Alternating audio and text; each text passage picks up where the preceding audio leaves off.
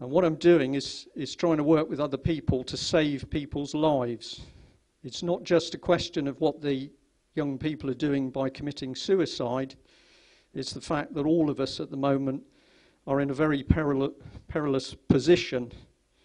And if we don't have our children, we don't have a future. You might have children, you might have grandchildren, and that's your life, isn't it? You go, but you feel quite happy because your children are going to live on.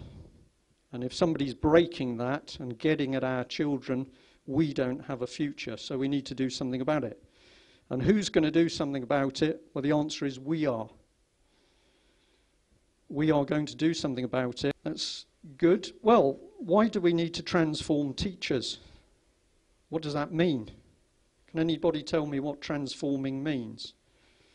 We could say changing from one state to another, but it would be useful to know what we're changing from to what we're changing to. And this doesn't say, it only says transforming. And here in the audience, we've got good old Julia Middleton from Common Purpose, and we've also got Matthew Taylor, who was working in one of the big institutes for public policy research. Now, the only reason I'm showing this little thing is to say I can show that Common Purpose is always working at high levels of government. They're always involved in change and transformation, but they never actually say what they're changing from to. And that's very significant because I believe they're hiding in the shadows. Now, I started to say that Common Purpose was interfering with people's minds. And about 3, maybe 4 years ago, they set up a separate website which was called Common Purpose Net. And on it, they challenged everything I was saying and gave answers. And so they say, does Common Purpose use brainwashing techniques? Well, the answer is no. And then they describe what they're doing. So they say that Common Purpose programs are using experiential training techniques and a set of conventions. And that's pretty interesting language to me, because what does it mean? But when you follow it down, they tell you, because they start talking about a gentleman called David A. Kolb. And if you go and do your work on Mr. Kolb, what he was looking at was how to actually interfere with the way people think and how to change their behavior. So I'm gently going to say that Common Purpose says, no, we are not brainwashing people, but what they are doing is interfering with the way people think. And I've named various things. Have any of you in this audience come across this? Have you heard your children talking about any of these things? What have you heard? Show and tell. Yeah. Right. So something is brought from home, and amongst all the other children, they tell about this item. Except that children can bring quite personal items. And what they're actually starting to do is reveal the personal side of their life in front of other people. Now, some of this has gone on for years, and it's been quite okay. But what I'm gently going to say is there are new techniques being buried in it. So there was another hand. Helen, was it you?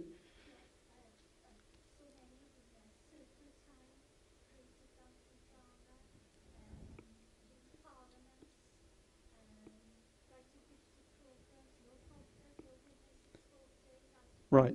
So you're saying that my list is pretty accurate. This stuff is going on in schools.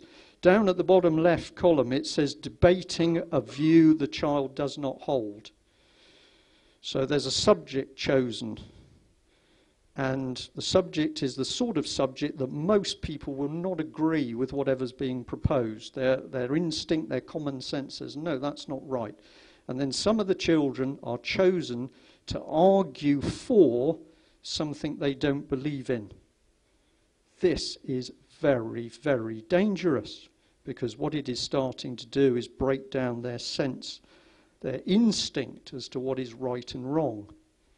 Creative visualization is absolutely NLP, where children are encouraged to imagine images.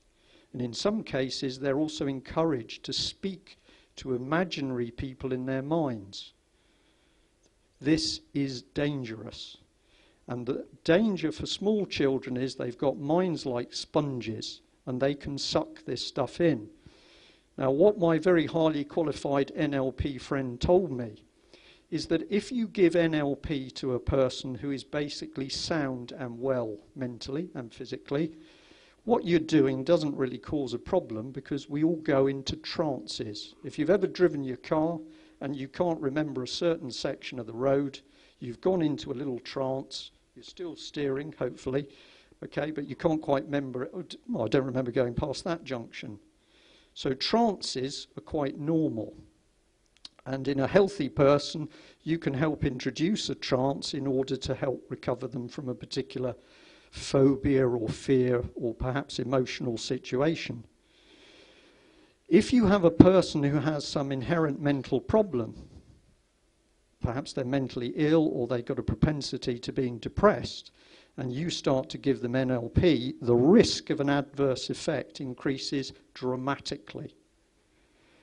And basically, if people are given NLP from different directions at a time, so one person giving them NLP doesn't know what other NLP they're getting, you are screwing up their heads very quickly indeed. Finding applied psychology programs for the government which are being used on all of us. And of course they only sell it with good stuff. Oh, we're only helping people to be more timely in paying their taxes. That's only what you see. What's happening behind, they are actually working to change all sorts of behaviour that we've got they don't like. And if they can do it through the children, they'll do it. If you're going to do something really nasty, what do? You cover it up. So if you watch the government at the moment, the government's, it's doing so many things to make us happy. Never mind about jobs and food prices and fuel prices and everything else. What's actually being done is we're being gradually pulverised into the ground. So along come these initiatives and quangos and charities which are supposedly helping our well-being. And I'm going to suggest something to you. And it's a challenge, because if you prove me wrong, give me a call. But I'm going to suggest to you that every time you see a document that says it's helping your well-being, it's actually something the exact opposite. Because I think that what is actually attacking us at the moment is very dark and twisted. So look at documents, think them through, and I think you will start to see that what's actually being proposed isn't good at all. Now, where does this come from? Now, this is a little document in 1942. I know this is heavy, but I'm going to say stick with me. And it's a guy called Rhys Rawlings. And in 1942, he wrote this little paper that said, when the war is won, when we've won the war, we need to get our people in every sector of society, of which the two most difficult will be medicine and the law. But he doesn't quite define his people, except to say that basically they're talking about mental hygiene. Mental hygiene, interesting little phrase. And what he means by mental hygiene is that people are not mentally normal, mentally okay, unless they believe in all the agenda and idea that the state puts forward. Now, this man went on to become head of the World Health Organization, which takes us straight back to the UN. And if you look at all the mental health initiatives and policies that are coming through this country, they're not just coming from the government, they're coming straight from the UN. Common Purpose talks about future leaders. If I go to the UN, I can find strategy documents saying that every country's got to help promote future leaders. This is not a coincidence. This is another old paper from February 1946, and this is psychiatrists actually saying how there needs to be many more psychiatrists in order to make sure that people become mentally healthy. We need psychiatrists to make people mentally healthy. If I talk to the mums and dads who've had their children stolen, the people who did most damage around them are psychiatrists and psychologists who lied, produced false reports, bullied children, bullied mothers, bullied fathers. Am I saying they're all bad? No. Am I saying there's some nasty people in the middle of them? Yes. And if you track back through history, you can see the documents. Now this brings us back to this book. And this is the book that really started my mind going, because it was given to me. It's a real pig to read, because aside from the main text, there's very tiny notes. But when I sat down with my cup of tea, there was a little table, which is on the left-hand side as you look at it. And I read it, and I thought, my God. And I reread it, and I read it again. And what my brain said, this is subversion. And I thought, this is straight out of the warfare manuals. This is sort of Marxist subversion. Now, what I've got on the screen is an early version of the table in that book. And this is from the 1970s. And somebody had said that in 15 to 20 years, they could completely demoralize a Western society. And so on the left, ideas and structure. In the middle, what they were going to do, and the right-hand column is the result. Law and order, legislative, not moral, so that people begin to mistrust justice.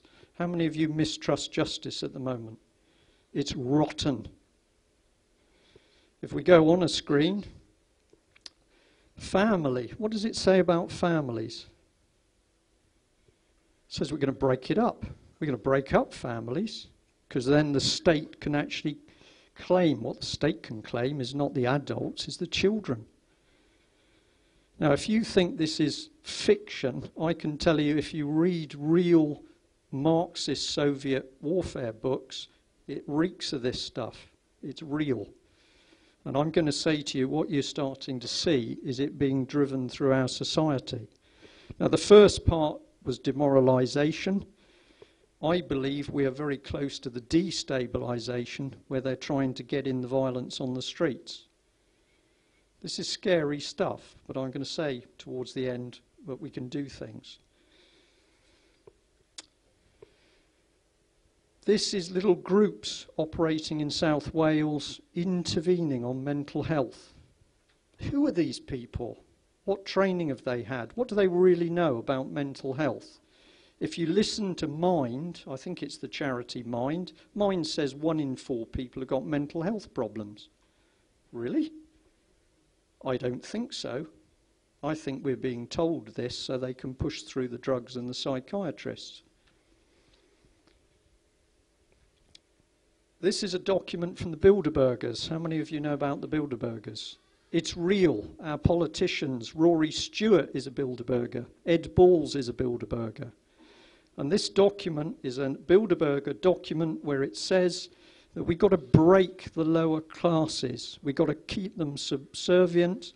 We've got to keep them badly educated. We've got to keep them poor. We've got to work them, because in that state they're not going to bother us, the elite.